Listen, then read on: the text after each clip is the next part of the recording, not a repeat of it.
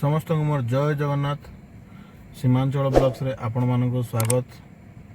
मो गत जुलाई 18 तारिख रे पापड़ाहांडी भुवनेश्वर मुके बाहरली कलाहांडी जिला देकी कंधमाल जिला जिते जर्नी कली से गोटे बहुत प्राचीन मंदिर जलेश्वर मंदिर आपन को देखेबी।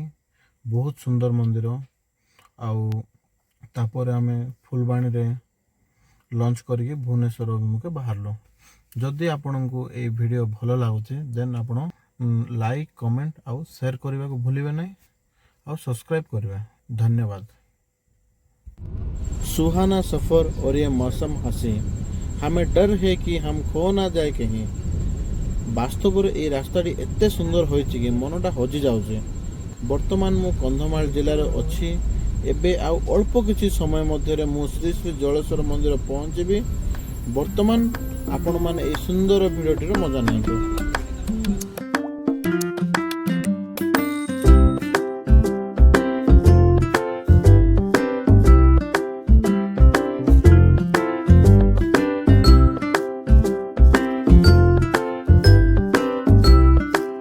कंधमाल फुलबाणी जीवा रास्ता रे ए मंदिरटी राइट साइड रे पड़े।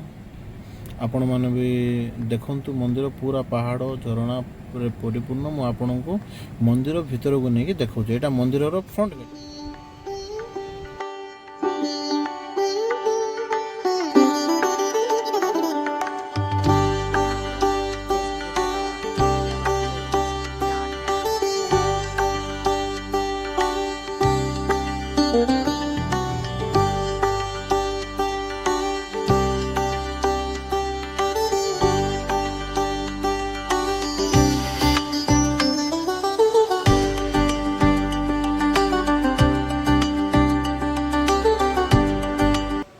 श्री श्री श्री जलेश्वर मंदिर लोकलोचना को केमिति आसला शुणु।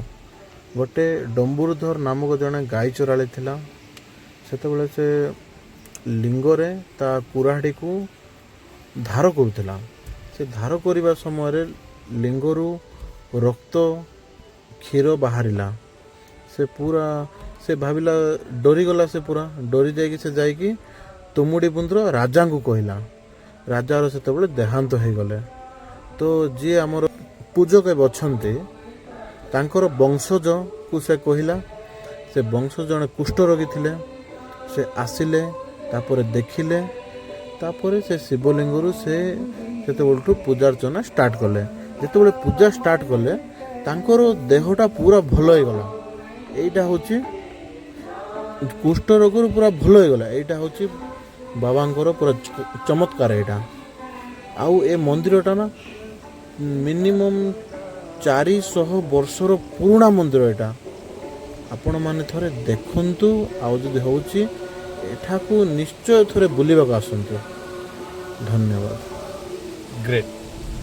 वर्तमान मु फुलबाणी पहुंची गली आउ लंच करिकी किछि समय रेस्ट करिकी मु मोर यात्रा भुवनेश्वर अभिमुखे बाहरिबी। बाकी आपण को जहाँ हमर नेक्स्ट एपिसोड रे देखेबे। लाइक शेयर और कमेंट करिया भूलिबे नहीं। सब्सक्राइब तो निश्चय करिवे हमर आशा। धन्यवाद।